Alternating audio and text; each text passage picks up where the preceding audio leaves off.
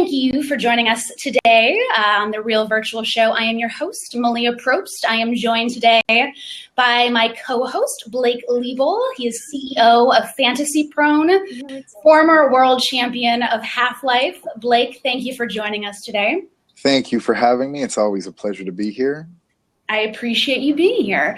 And we are joined by our guest, our honored guest, Daniel Dilallo. Daniel, thank you so much for joining us today. I appreciate you being here. I appreciate your time, Daniel.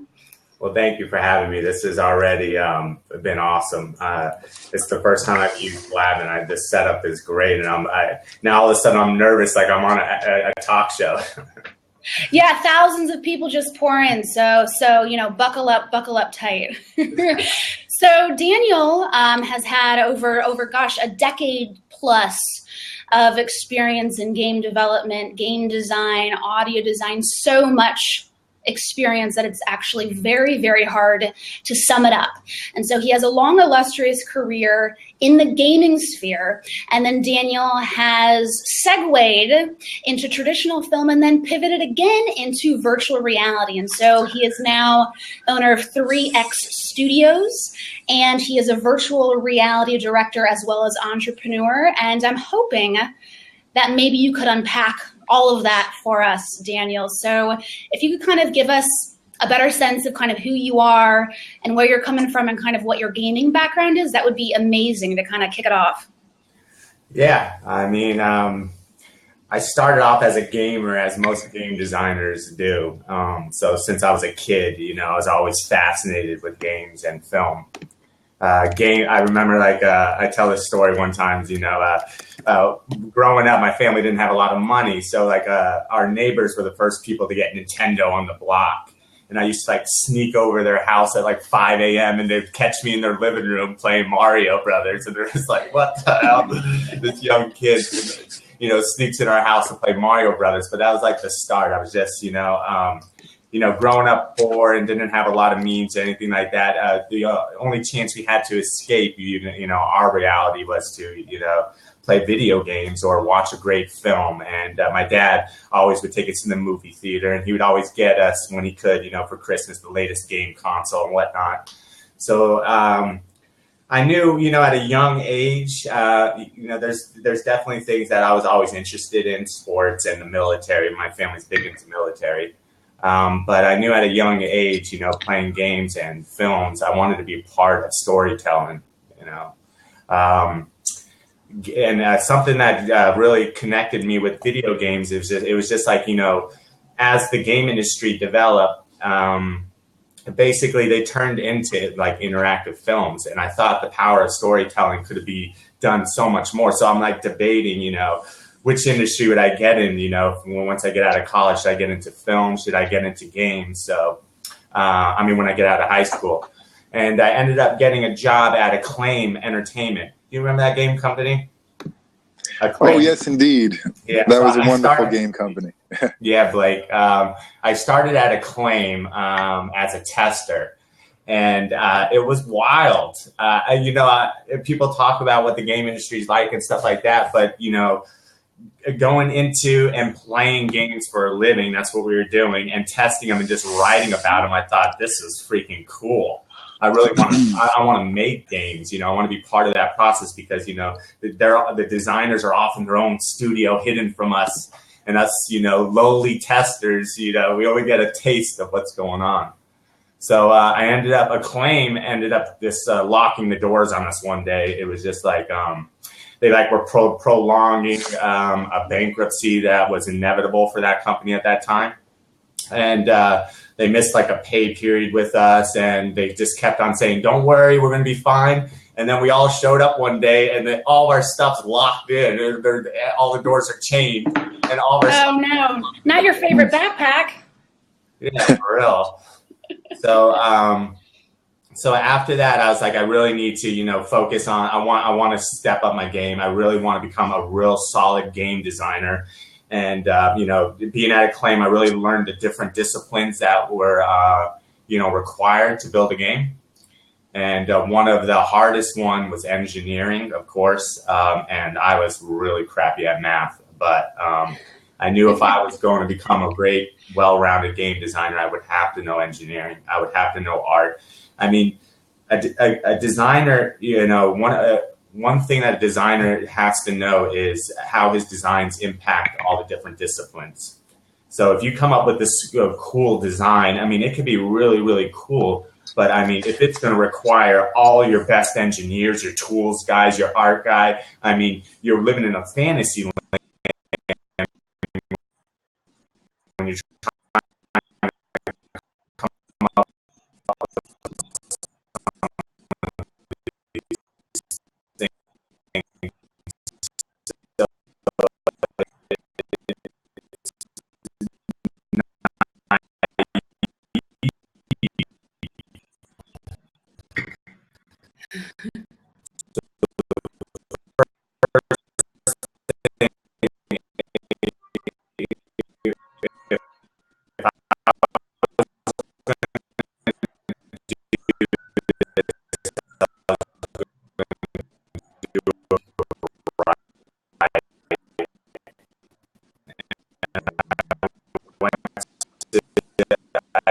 I enrolled in Full Sail University. I enrolled in their computer science program. Locked myself in a work and worked all been labbing too much. No. All right. So I started, you know, I got a job as a mission going. designer, This is which was fascinating. awesome. I had my engineering background. I had my testing background, and now I was going to get a taste of what design was like. And so I worked on SpiderMan 3 for about a year. I was in charge of my own mission. I had the black suit tutorial mission. So I designed that, polished it, implemented it. And I really excelled because of my engineering background. A lot of our tools required scripting. You know, we used a proprietary scripting language. It was like a Python mix of, you know, C++, Python. In the interest of the code, what engine did you use for the SpiderMan 3 game? I know that license was quite celebrated. Yeah, we used a proprietary engine. We had an Activision proprietary engine. I think it was a build off Marvel Ultimate Alliance 1. Oh, really? It had no correlation to the prototype engine? Because some of the mechanics seem slightly similar with the building, running, and jumping. I was just wondering. Yeah. Not on our SKU. So we concentrated on the Wii primarily. But possibly on the Xbox 360 SKU. So a lot of people know, like a game is developed, but same with the Call of Duty series and the Guitar Hero IP. A game is developed by multiple studios based on the different platforms. So you have one studio that's working on the Wii and the PlayStation 2, the PlayStation 3. You have one studio that's working on the big boy, you know, for the Xbox 360, Xbox One. Then you got your PlayStation studio. A lot of the Xbox and you know, the Wii and the PlayStation was sort of like compatible a little bit more. So usually a studio is working on both of those, and then you have one, the big dog, that's working on the Microsoft one usually. Oh, yes, indeed. Isn't it traditionally, though, a unified engine that would work on each one of those systems, and that the developers adapt again for the machine, like you just said?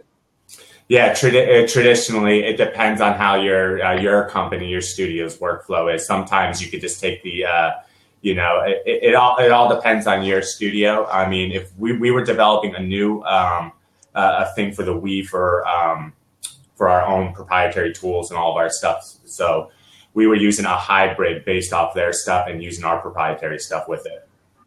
Yeah, that must have been a lot of fun. Oh, it was a lot of fun. After SpiderMan 3, I really, you know, I got a taste of the design, and I got, we had one issue going into SpiderMan 3 where our audio was lacking. And during my final project at college, I used Fmod. Blake, are you familiar with Fmod? No. Fmod's an audio plugin, basically its own little engine, little module that a lot of the different engines adopt to use that audio portion. And there's Wise and there's Fmod. Those are the two major ones in the game industry. So we used Fmod, and they needed help during that phase. And I wrote like my own little audio engine using Fmod in college. So the audio director asked if I would want to come on to the audio team for Guitar Hero and help with tools programming. And so I didn't know. I was never like really taught on audio, the audio portion in games and how, you know, it affects it and how powerful it is. It was always a second thought for me. So I was like, damn, I need to learn that, you know? So I jumped on that. I started building tools for Guitar Hero 3. Guitar Hero 3, to get the music in the game, we have note trackers that actually transcribe the music to MIDI notes. That's how we get the music in the game. We use MIDI. Yes. At that time, we used Cakewalk Sonar, or Sonar Cakewalk. It's an audio tool for MIDI reading. So our note trackers would transcribe it into MIDI notes, all the songs, and then I would take those MIDI notes and I'd bring them into game, and then you can manipulate the MIDI notes in real time, and that was the tool I put together for that team. And the audio director loved my work on that, and I could have went back into design, but I'd be offered a position as a lead audio designer on Marvel Ultimate Alliance 2. Oof. So I was like, I would have my own team under me, and I would learn audio, and I think that would just be another great, tool in my tool belt, on my mission to become a really solid game designer. So I started working on Marvel Ultimate Alliance 2. That was like a 2-year project. But the audio portion, we came up with new designs. We used Trevor Morris. Have you guys ever seen that show Tutors on Showtime? Yeah. Yes, yeah, indeed, a little bit. Yeah, so we worked with Trevor Morris, who is the composer and won an Emmy for that, the Tutors music. So I worked directly with him and my audio team. It was just really fun learning that portion of the game industry. I mean, what I learned is every great film or every great game that you play or every great film you watch has an amazing composition behind it, an amazing audio layer. All the sound effects, the VO, everything like that, all the sweeteners. It takes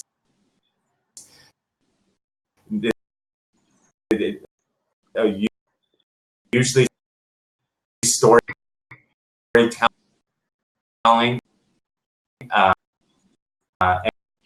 and we all feel this when we listen to music and stuff like that. You can tell a story with this song, with just a melody, and it evokes emotion, and using the power of audio was fascinating to me. And I did Marvel Ultimate Alliance 2. We learned a lot. I became like a rat. I worked at Miller where we used it. I got them. That's I used it in college. Using the and I really used it when I taught college, and I used it for prototyping. I mean, a lot of people are liking Unity right now. I am a big promoter of Unreal. I love it. And even you jump on the forums, and I'm always on the forums and stuff like that. I have a problem with this kind of rendering, this setup, because I work with film now. I bring film into the Unreal Engine now. That's where I'm leading to. So there's a little with the Unreal versus Unity debate, can you sort of expound upon that in the context of virtual reality, and then maybe kind of give us a couple of predictions for where you think that this will eventually go? Yeah. I mean, I always liked Unreal a little bit more for its look, its rendering capabilities. It's a little bit more realistic rendering. Its lighting's a little bit more realistic and stuff. And of course, we could debate all day on this, and people that use Unity will fight me on this and stuff like that. But I've always liked the look of Unreal's quality, so I could get models, to look really realistic.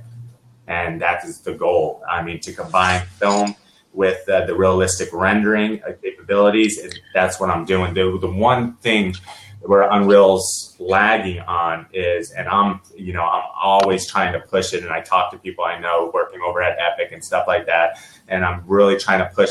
They have this, it's called the media, it's the media player class. It's like their media player module that's built into it, and it's advancing. It used to be like Binks. We would have to do Bink stuff, but now we're working with MP4, so they're allowing MP4. It's still very primitive right now, but combining so I'm already rendering 360 video with it. It does up to a 4K resolution on the 360 stuff, and it's actually rendering it really well. But there's there's hiccups. So I've been doing animation-based filming techniques. I did it in the Guitar Hero Live, the new Guitar Hero Live that came out. That rendered crowd, that's an animation-based film crowd, I developed inside Activision's Innovations Lab. It's something I've been doing since college, and this is where I'm the most passionate about combining film with games, so you can make basically an interactive movie. I don't know if I'm getting off track, but I would love to delve into that because from what I understand, you're essentially building in artificial intelligence to the crowd. So to the filmed crowd, you're actually creating it intelligently. How does that work? How do you do that? Yeah, so I wasn't working on the latest IP, but I did kind of originate the concept in the Innovation Lab. And the thing is we want to give film intelligence, especially for virtual reality. I mean, that is the goal. You want to make this film smart.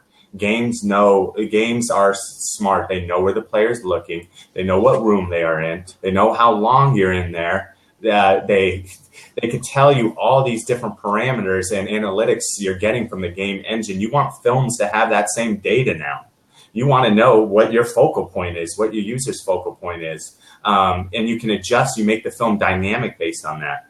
So if you use like an animation-based filming approach, which I've been doing for a long time, and that's what Guitar Hero Live is based on, is you do like a loop, you do loop points. It's just like an animation, just like a regular model animation.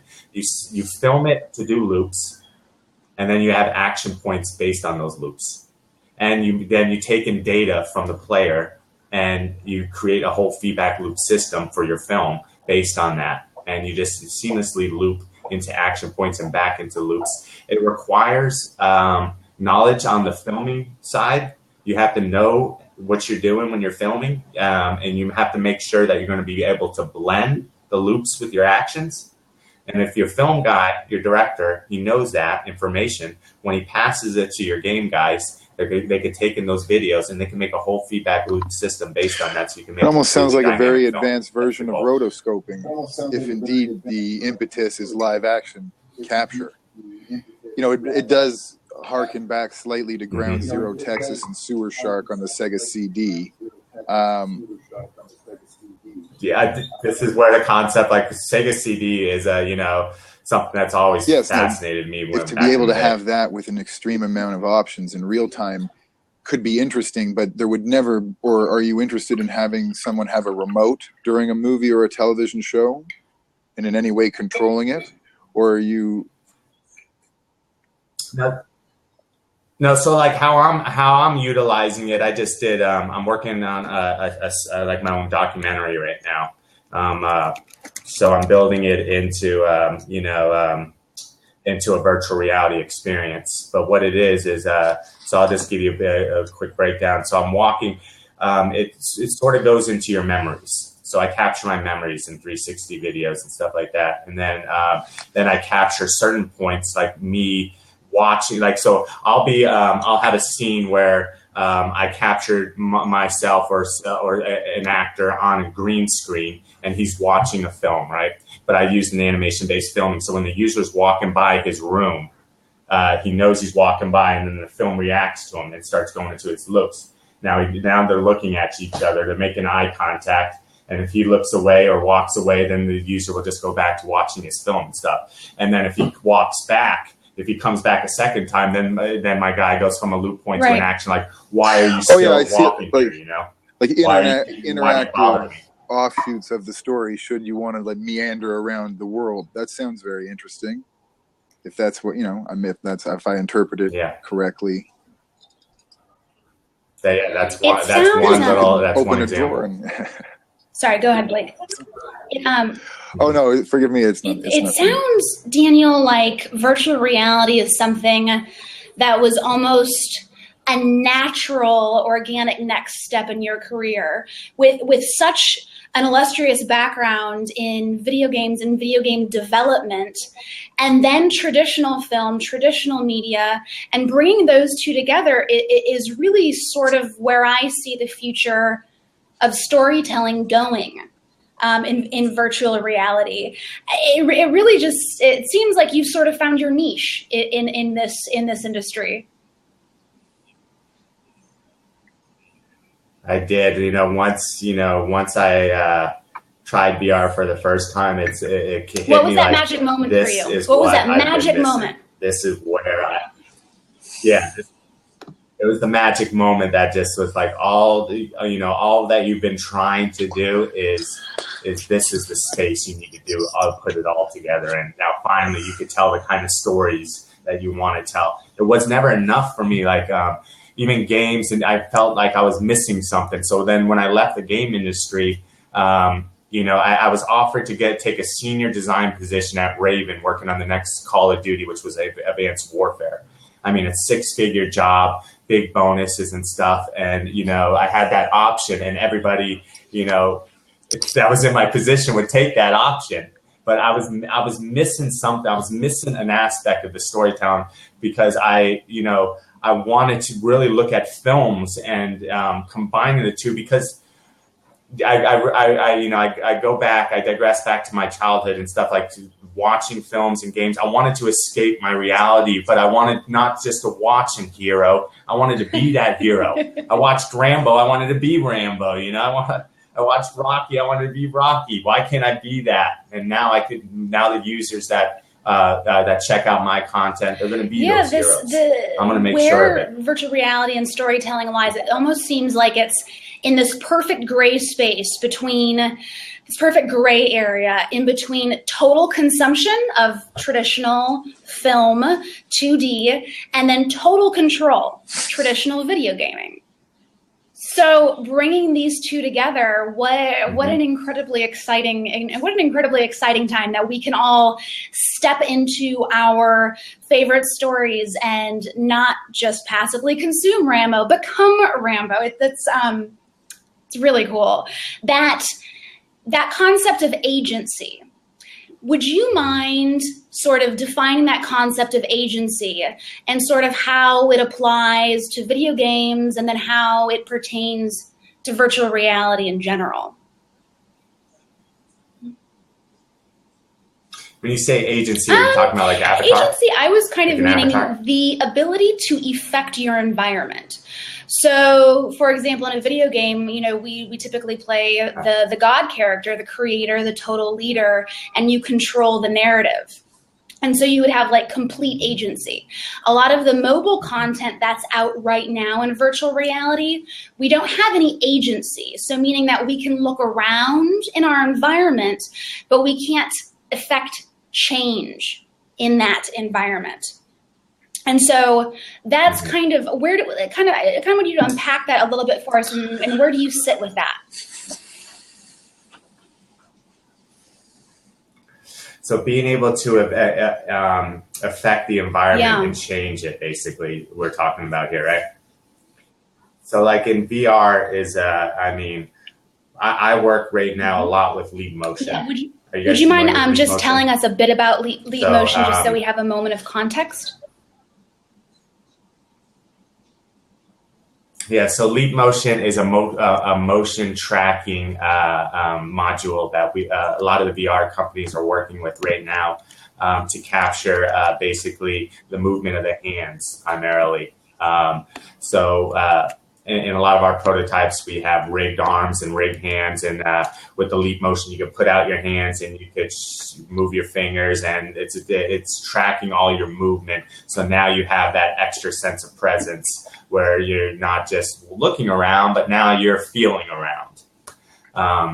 And I've been experimenting with this and film a lot lately now. So opening, with animation-based filming, you can open the doors. You could actually reach out, and it looks like you're touching someone, and they'll react. So if you do an animation-based filming thing, you could have someone you could set up a bar scene. We sort of did this. You have a bar scene, and you got a bunch of people sitting at the bar, or whatever, and you can come up behind them, walk up behind them.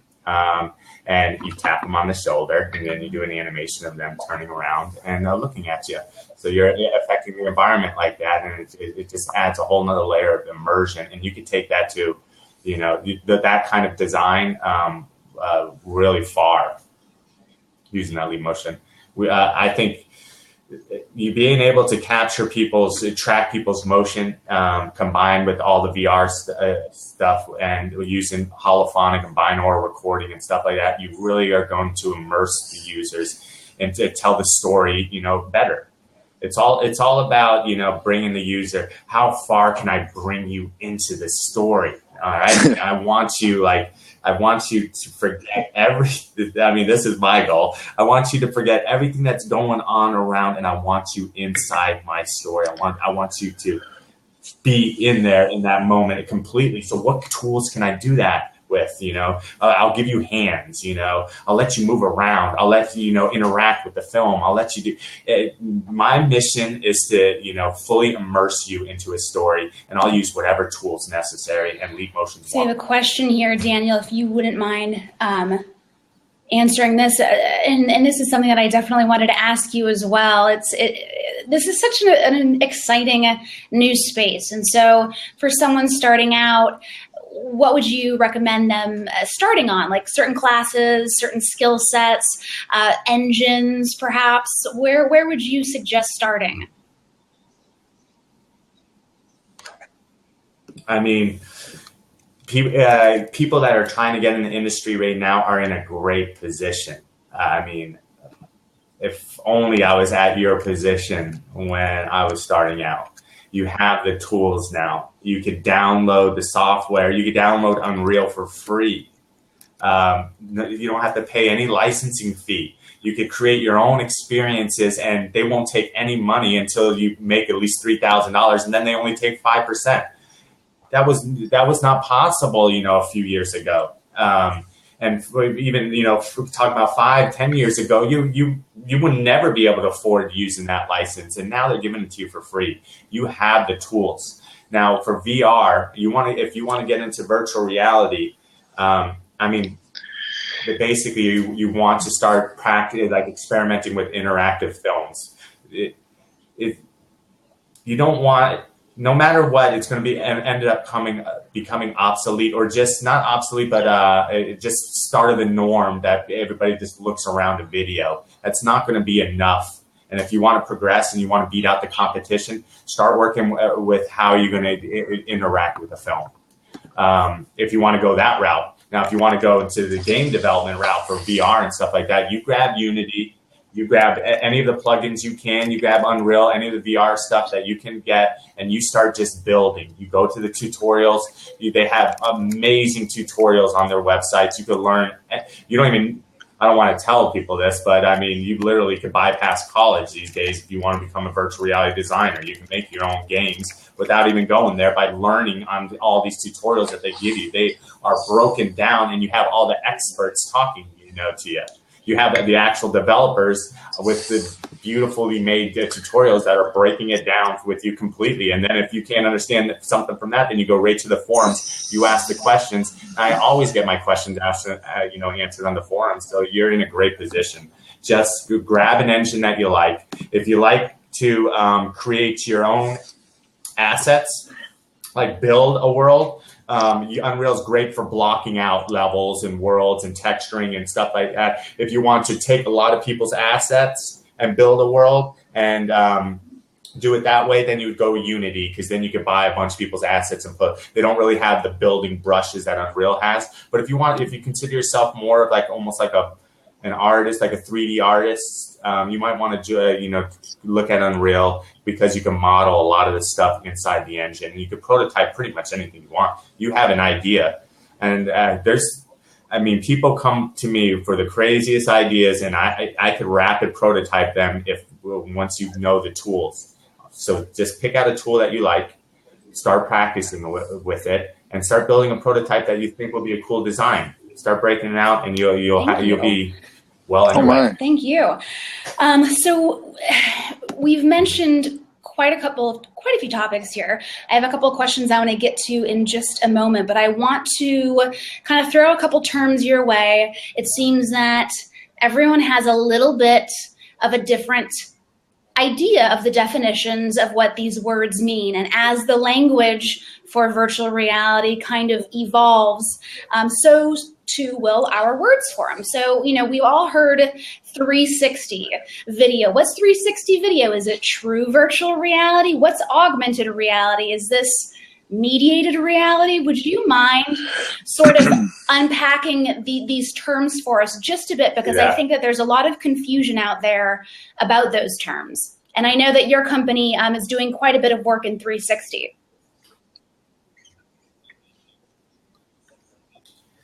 Yeah, I mean, 360 video is basically, it's panoramic video. What you're using is you'll use some kind of a 360 rig like this. This is a GoPro one. There's so many different cameras that are being developed right now. I mean, Jaunt VR is creating their own. You got Project Beyond by Samsung. They're looking at a 3D 360 rig. So this one's built out of 7 GoPro 4s. It's very difficult to work with. When you look at the breakdown of it, you have 7 SD cards, you have 7 batteries, you have all that charging, all that swapping, all that re-rendering and stuff. And when you're capturing each video at, they compress to 4K, but if you're capturing each video for like a 4K, you're talking about, I mean, what is it? Like every minute you're talking about something like 3 gigs or something like that. So huge files. I mean, you're dealing with tons of files, tons of rendering. You're going to be sitting on your computer, reading all these files in, rendering them, then stitching them, then rendering them back out, then bringing them into After Effects, then rendering it back out again. I mean, the process is a nightmare. If you want to get into, I highly suggest staying away from this for another 3 months. You're going to get a compact video camera that's going to be out there in about probably the first quarter of next year. It's going to have 1 SD card, hopefully. It's going to have 1 battery, and you're going to bypass all this extra, little detail things that you don't even want to deal with. I mean, when you're running all this stuff, the batteries die. I don't care. I mean, I've been on the phone with GoPro too. I'm like, I'm running the camera for 20 minutes. The battery's already dying. They're like, well, you got to use a lower resolution, or because we're using Wi-Fi too to connect to our remote. So that sounds like a logistical nightmare. That drains the battery itself too. So I'm just, yeah. I mean, how many backup batteries can you have? I mean, so I highly recommend waiting for about 3 or 4 months. There's going to be a badass camera that's affordable that's going to come your way. I guarantee it.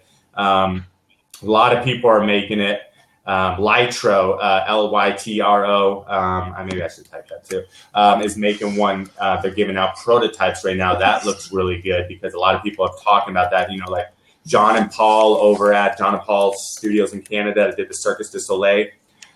Chris Milk was talking about this camera setup too. And some of the big time directors, they were really talking about their setup.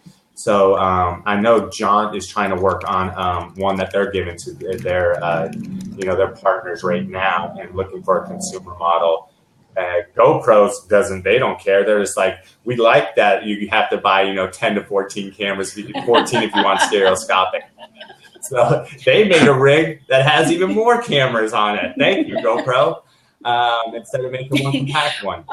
So we see that your company, 3X Studios, produces 360 content in categories like music, fashion, travel, science. Could you give us a couple of examples of content that would be in some of those categories? Like, what would we watch in 360 from those categories? So for 360 right now, for that studio in particular, I also work with a medical virtual reality studio too. It's called Dilallo, Designing Immersive Experiences, but they're in the funding phase right now. But they have some really solid designs for like desensitization apps, phobias, OCDs, all revolving around VR. VR is going to take the medical industry by storm for, diagnoses and, for, just basic therapy. It's going to give a lot of information to the therapist. It's a tool. Right now they're using a pen and pad, but you could actually diagnose ADD very quickly using a VR app that's designed for that. But for 3X Studios, for 360 content, I mean, we're looking at capturing concerts right now with some of the big DJs out there, and we want to capture them using. First, we capture them just regular. You get a 360 video. You go to YouTube 360 or YouTube and you download. You can look at it, or you could go to any of the 360 players and look at it. But we're going to also take that content and we're going to layer in our interactive stuff. So we want to put the user next to the DJ, maybe give him a virtual keyboard where he could change the lighting, similar to what we did to DJ Hero. You can adjust the lighting, you can adjust using post-process effects. You can trigger confetti, you can trigger fireworks, and you can play little sound bites and stuff. Gives you a little bit more of an experience that's more, gives the consumer more value for his buck, and gives him a little chance to see what it's like to play in front of a crowd. That's sort of what we're doing on that side. But we're also talking to lifestyle brands where they want to market and advertise their company. So, we're talking to a couple of big magazines, basically virtualize their magazine. So you could go into, I mean, they're already doing this with Elle magazine. You see that VR experience out there. And I don't know if you've seen that new one with Drew Barrymore. Did you see that? She did her own little Yes, it was delightful. You seen that one, Blake? Yeah, stuff like that. Lifestyle brands that we're talking to right now want to do stuff like that. They want to bring you into their world a little bit more, tell their brand a little bit, get it a little closer, and you have a lot of monetization methods and analytics based on that, so you could sell products if you wanted to. So, I mean, you can have one of your actors, show off a new lip gloss or a new outfit, and you can actually go right to the website. And, no. Am I boring you, Blake? I'm sorry. The e-commerce implications for virtual reality are pretty enormous for e-commerce, for retail, for fashion, because just like you were saying, we can actually see the model. We can actually see the celebrity. We can be right there in the experience next to them, backstage behind a fashion show, first row in Fashion Week. Being able to be there in those experiences really, really brings those to life. And then so where do you see that going? Like e-commerce, retail, fashion? Because if I can take a downloadable body scan and have my avatar be fit with clothes and I never have to leave my house and never go shopping again, that would be ideal.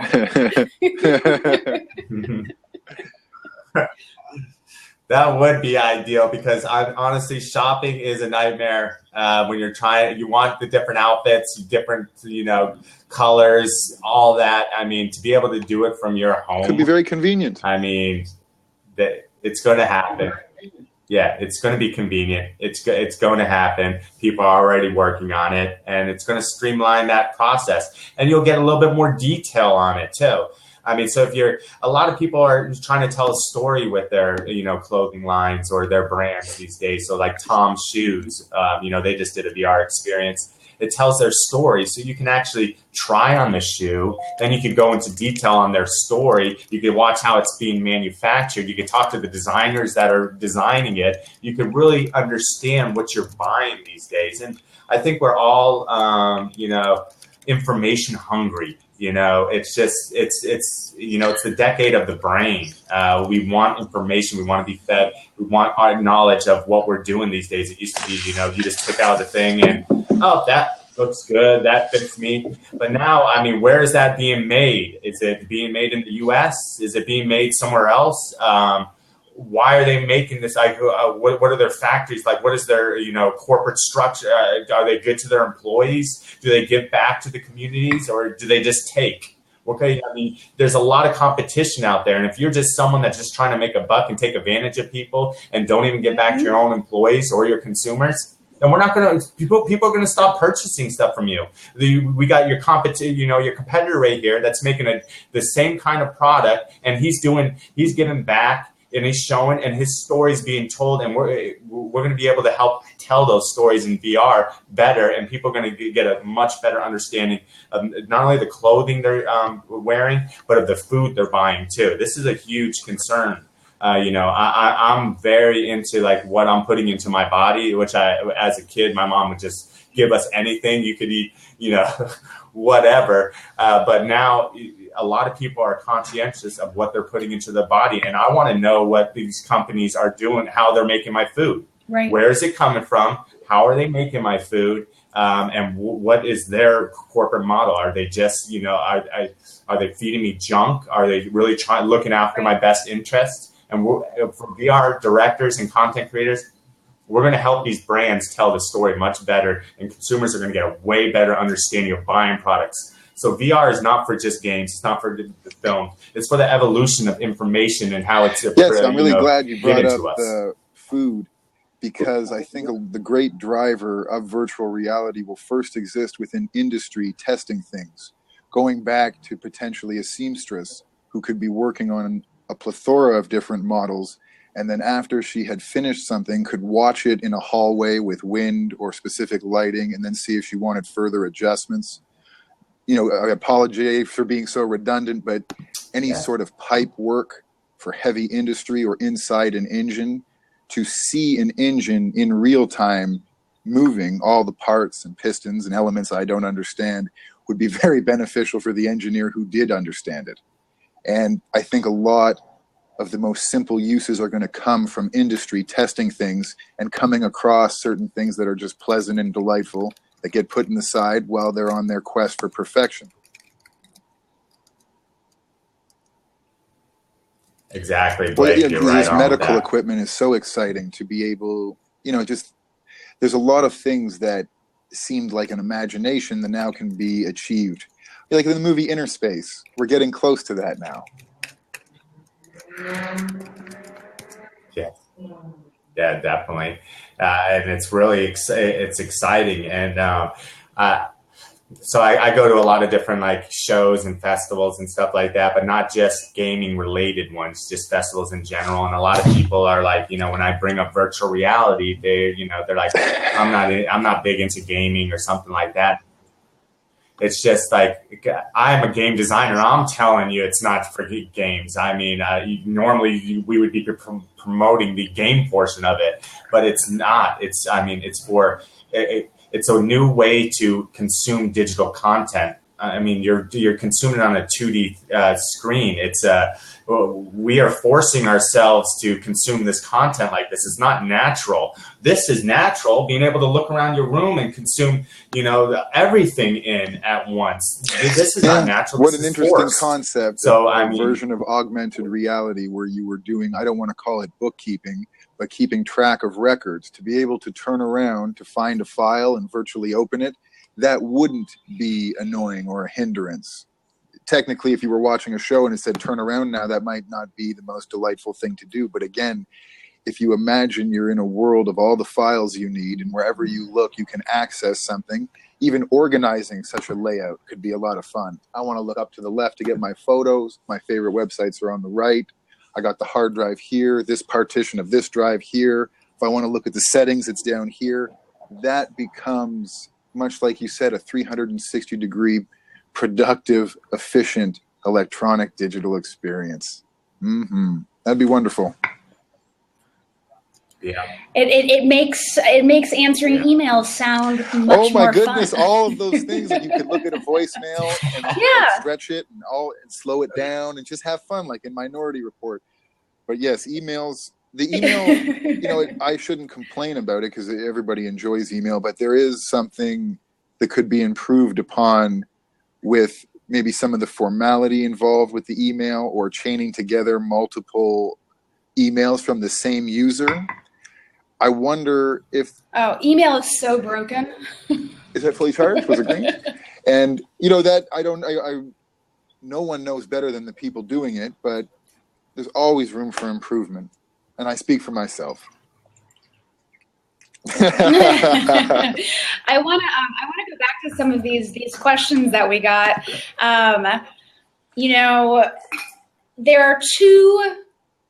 There are really two spaces within virtual reality and augmented reality, really two spaces within immersive reality in general that are making money right now, because the market isn't really in existence yet. And the only two spaces that are making money is branded content and pornography. So Keith has an excellent question. What do you think is the ultimate future of virtual reality porn? Obviously, we know what the short-term goal of it is, but as kind of a larger scale and a bigger context, where do you potentially see virtual reality porn going? And do you think that could actually do anything to bring people closer together, as contrary as that perhaps sounds on the surface? Mm-hmm. I mean, when we talk about virtual reality porn, I like to talk about just like adult content. I'll refer to it as adult content because there's a lot of different things you can do.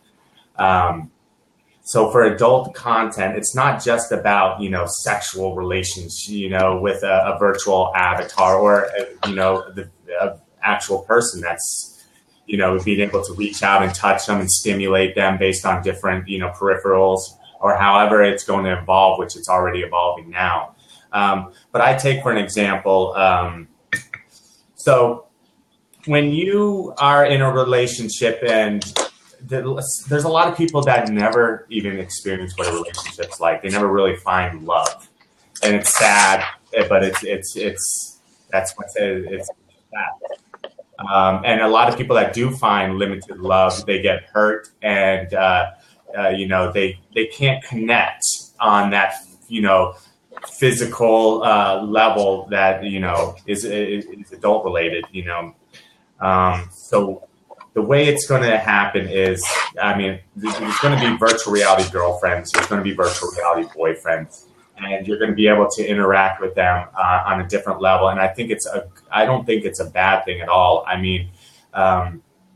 So there's good. So when you have a breakup, all right, when you're with a woman or a man or whatever, and you have sexual relations with them and stuff like that, there's a lot of, I'm just going to talk about this because you have a lot of, it's almost like a drug. You're addicted to that person. You're addicted to that simulation. You're addicted to sex, and you want to, it's hard to break yourself from that unless you go out and you meet someone else, or you're always going to be wanting that, and you're in this depression phase and whatnot.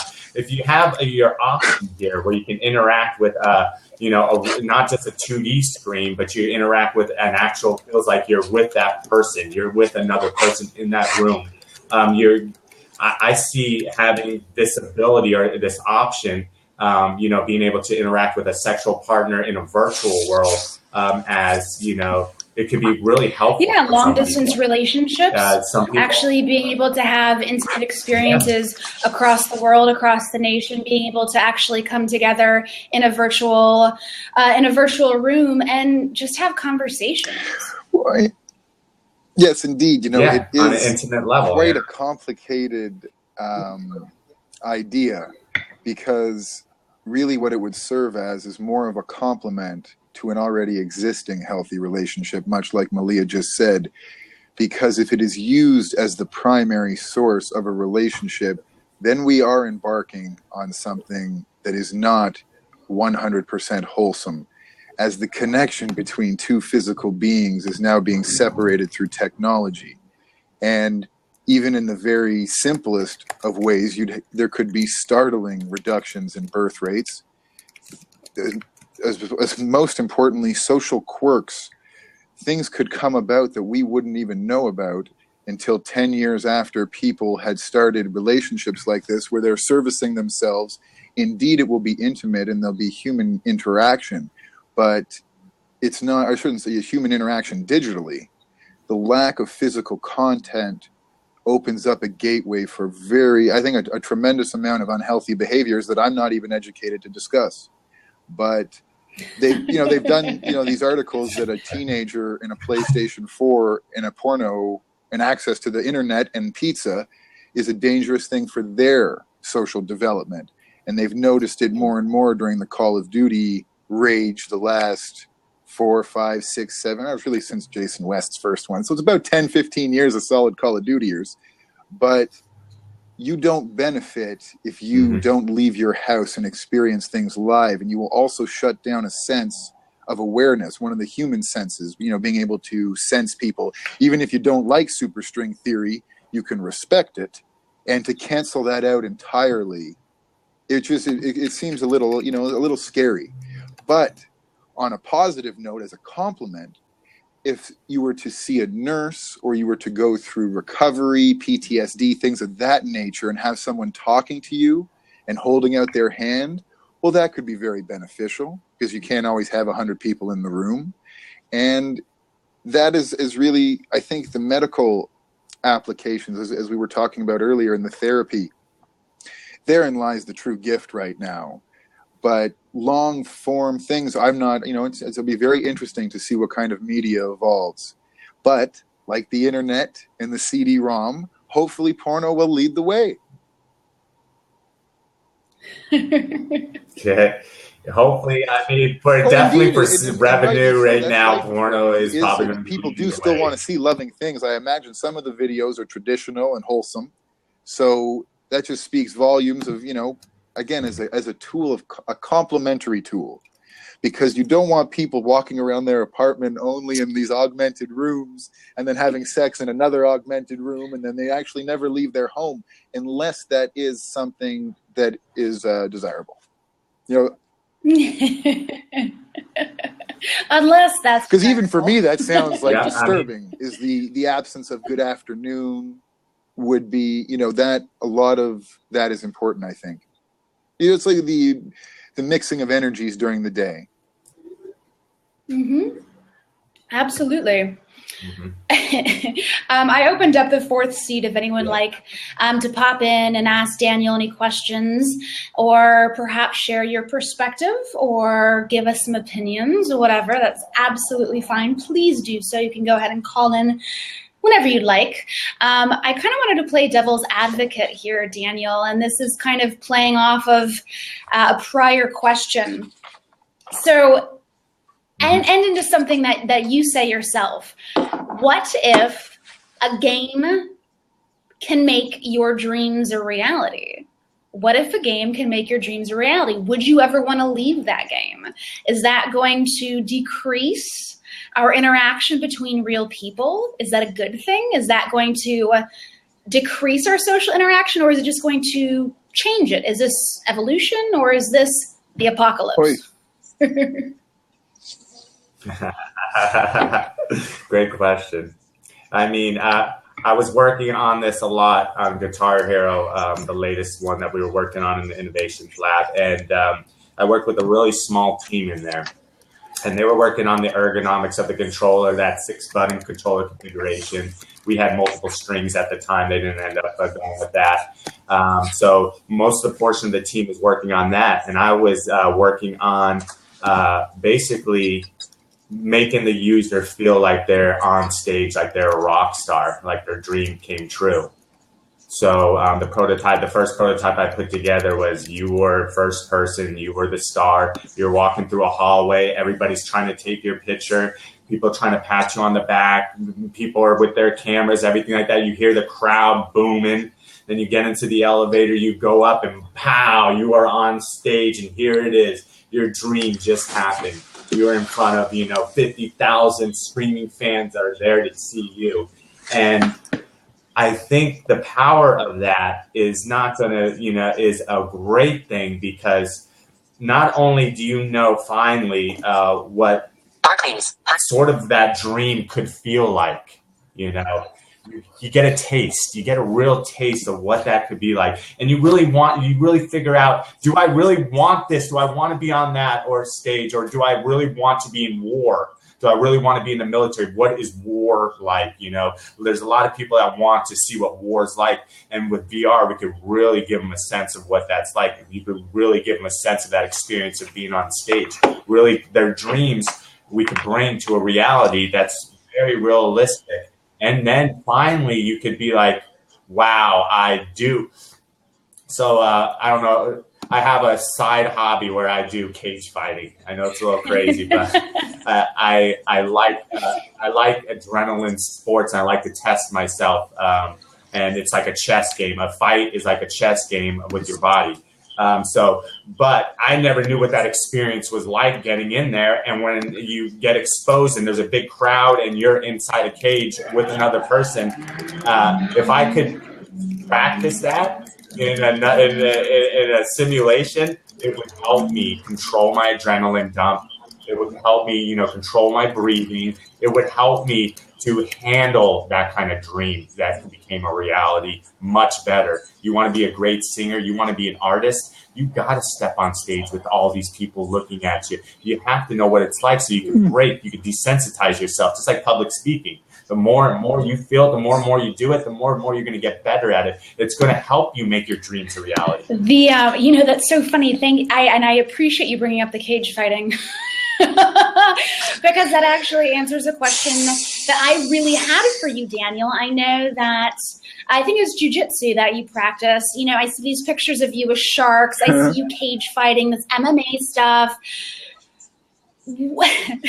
What don't you do in real life that you want to be able to do in virtual reality? Like, what do you not do in real life?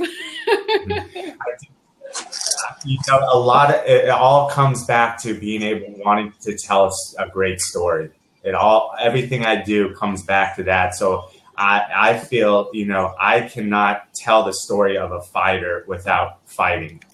I can sort of guesstimate what it was like, but I couldn't be that real storyteller that I want to be unless I got on stage and went in front of people, unless I freaking grabbed a shark, unless I fought in a cage. I would be just guesstimating. I want to be true from me as an artist.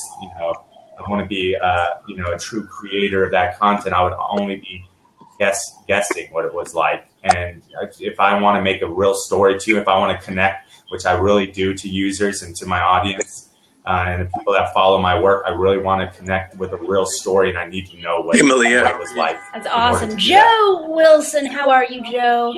Hello, Daniel. Hello, Joe. Fantastic. Hey, Joe. Hello, Joe. My brain is really sore.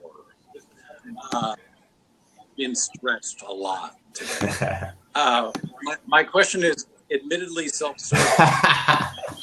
For someone who is a storyteller, indie filmmaker, that sort of thing, who has dipped their toe in the tiniest, just a drop of this, and can see how telling stories in it could be really cool.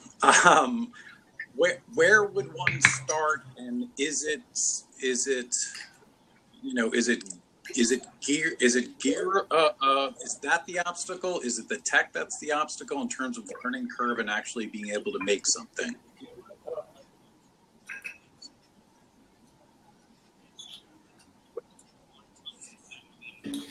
Yeah, so if you want to tell a story with the film, accessible. with like 360 film, Joe, is that what you're liking to do? So, yeah, I mean, it helps to have the rig and experiment with it and see what you like. So there's a lot of little techniques that you could polish up if you had like the gear. So, I mean, it's kind of expensive. I mean, you could get like a 6-camera rig for about $3,000, but you could get one of those Spada things and experiment with one of those, the cell phone ones, the smaller cameras. They're just not as clear. But I mean, you experiment with how do you transition? How do you tell that story using just regular film? It's difficult.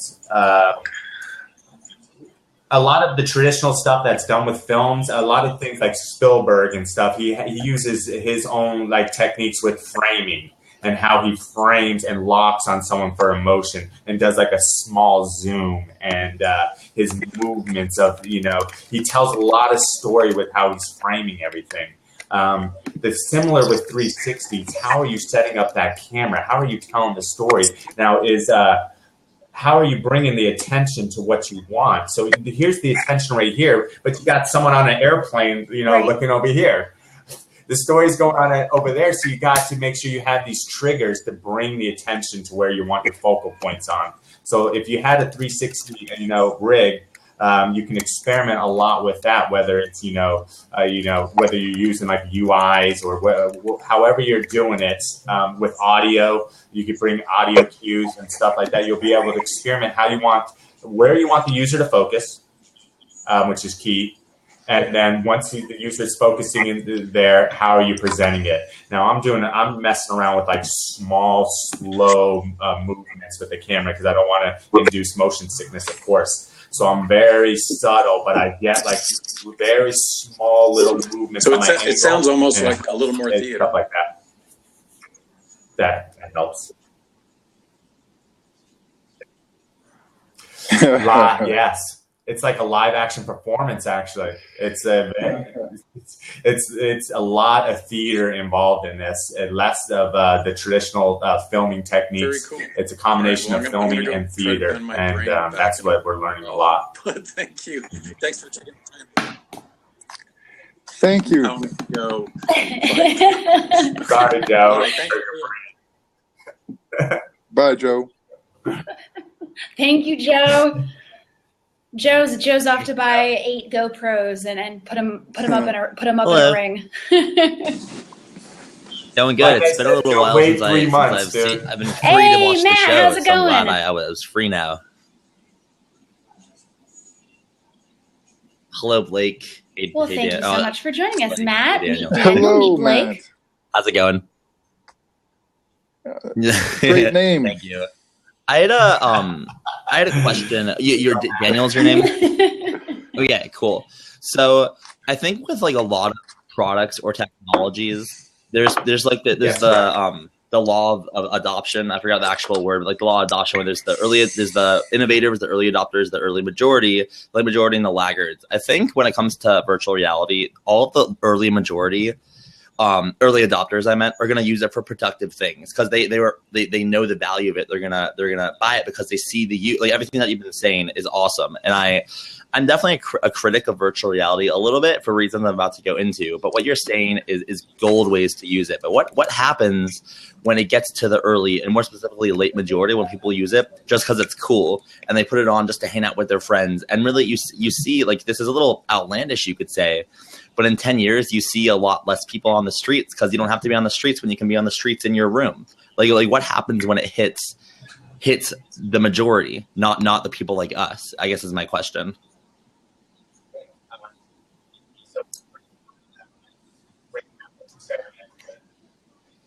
Yeah. So what we're doing, like right now, we're experimenting with a virtual reality nightclub.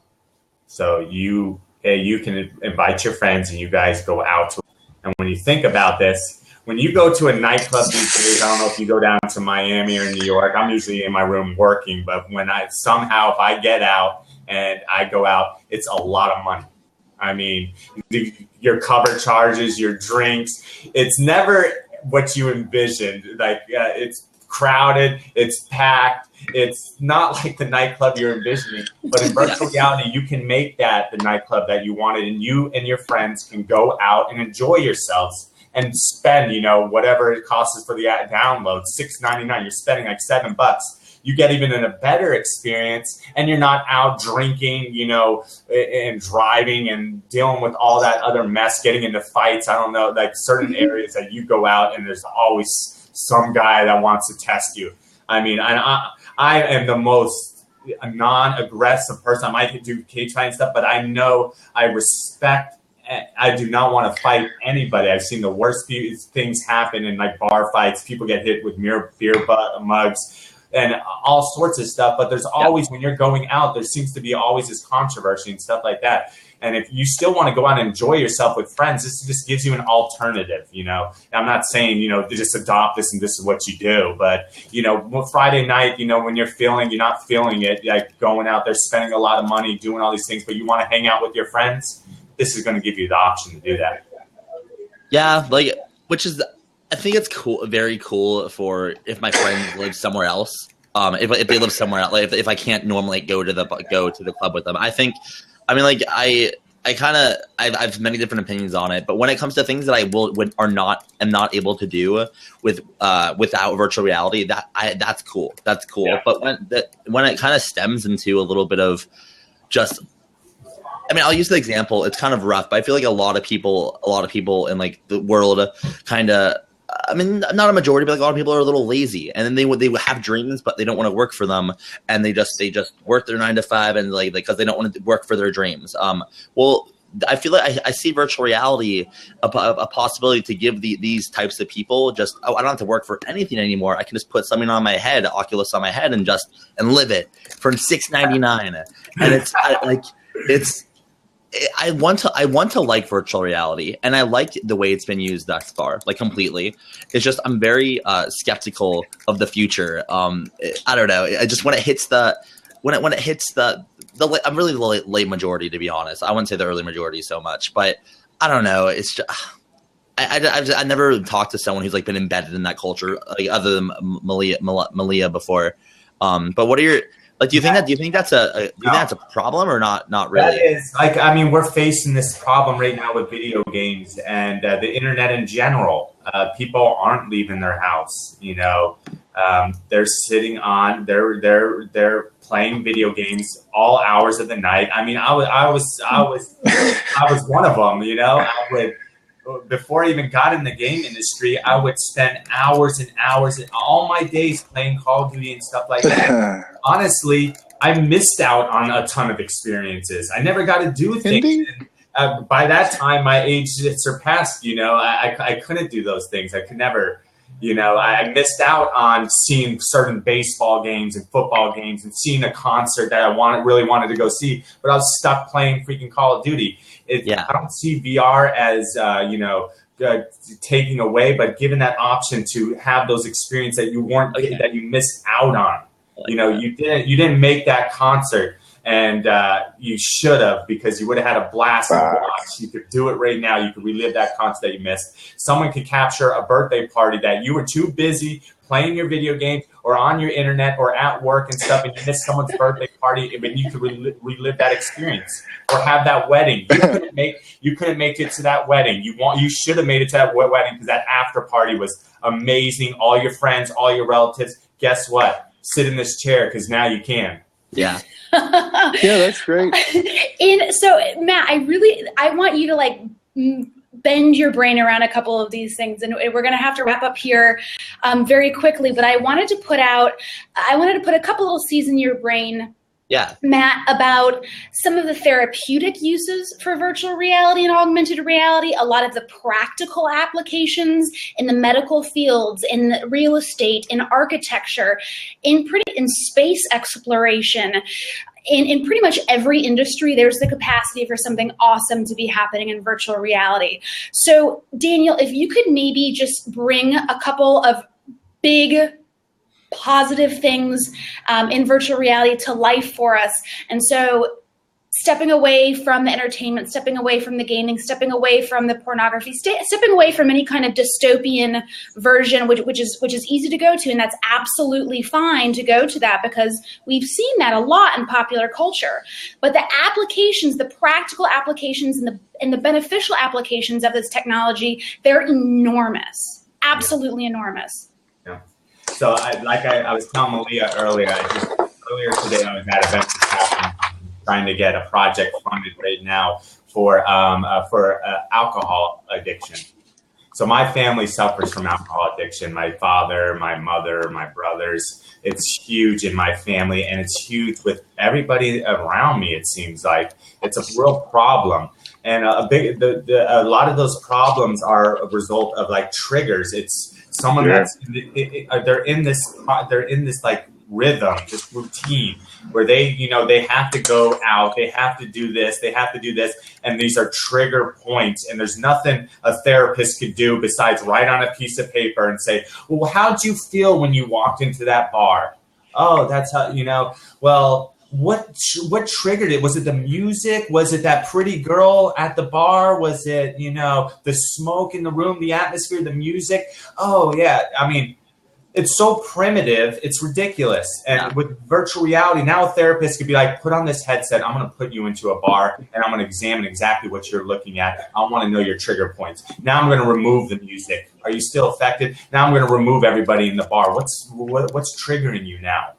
And we're gonna really be able to analyze this data now. We're gonna give therapists and people the tools to be able to diagnose clients, individuals that are suffering from these ailments. OCD is huge. I mean, I don't even like bringing it up, and I rarely do, but I have my own OCD issues, you know, from like cleanliness and, you know, everything has to be clean, and I don't like certain things. I don't like being in like a bar because I feel like smoke's on me and stuff like that. And I have my own cleaning regimens that I wish I could sort of break. For OCD, for washing, and for doors and all that, those little things, this is going to help people overcome these problems that are, it's effective. It's a problem in the brain. And virtual reality allows us to take that brain and everything that's going on and stick it somewhere and examine it and be able to be like, okay, we could help solve this now realistically, instead of just, you know what I mean? Yeah, absolutely. One thing to add to that that could be very nice is the economic benefits to being able to do certain tasks from home with the headset. Now, that's not antisocial and probably wouldn't be a great deterrent to interactivity between humans. However, if a drone was to arrive at your house and drop off a little kit that then walked up to the pipe or to the thermostat that needed repair, and a gentleman at home was to use his glasses to control the robot to fix your home, he would indeed save money on gas and specific kinds of insurance. He might need drone insurance. Mm-hmm. But to have certain basic tasks, eliminating the need for traffic, that could be quite astounding. Many jobs could be done from the comfort of an augmented room or merely a desk that in turn would increase productivity, and someone might have the option to work another hour fully paid because they don't have to drive 30 minutes, 40 minutes, or 1 hour each way. And that could be very wonderful and beneficial. That has nothing to do with entertainment or gaming. Yeah, Blake, let me add to that real quick, just because you just triggered something in my mind. Like, for like a footprint on travel alone, I'm 36 years old. I've never been out of the United States. And I'm huge into Roman history and the Roman military and everything like that. And I always wanted to see what the Colosseum was like. Never got to see what the Colosseum was like. I'm 36 years old. And finally, you know, they did 360 images and someone did 360 videos. And I really, for the first time, was able to see the scale of what the Colosseum was really. I always just interpreted it like, oh, it could be like this, it could be like that. And you never had the ability to get the true scale with video and photographs. Finally, with VR, I was able to travel to the Colosseum where I always wanted to go and seeing that the true scale that felt, you know, way more realistic than anything on a video or a photo that for me. And for traveling and being able to visit museums and these historical places, it's gonna be amazing. There's people that can't even leave their house. They want to travel. They want to see the world. I mean, this is giving them a chance. Absolutely. We have to, and we have to let Daniel go here in a moment. I want to touch upon one question that's come up a couple of times that actually has never occurred to me about virtual reality. It's never occurred to me about augmented reality, but a couple people have talked about prison. Have you heard of or seen any? Have you heard any of this talk going around about using virtual reality for prison rehab? Thanks, Matt. Prison rehab, I mean... I guess it would be more rehab in prison. Yeah, I mean, being able to maybe, I don't know how they'll do it, what are the legalities behind it, but being able to use VR for, Beyond Scared Straight. You ever watch that show? Yeah. All right, Yes, indeed. So now it's fantastic. Yeah, to recreate that experience in VR and bring that into an entire classroom. You got a troubled classroom. They're in an alternative school. They don't have the means to bring all of them and do the reality show and get them into that program. There's a lot of money involved with that, a lot of travel. But guess what? We could bring that program to you. We could show you what it's like. You're going to be able to meet the inmates. You're going to see what the whole is like. You're going to see what their cells are like, and you're going to get the very, realistic look of what it's like to be in prison. And we could bring that to, these kind of places that, always just think, I love Beyond Scared Straight. I think it's a great program, and you could virtualize that into a virtual reality experience and bring it to schools and bring it to these programs and help more people with that. Sounds wonderful. I think that's a fantastic idea. So we're gonna let Daniel go here. Daniel, thank you so much for your time. I so appreciate you, opening up that brain and letting us take a look at it. Thank you for doing that. I appreciate you being here.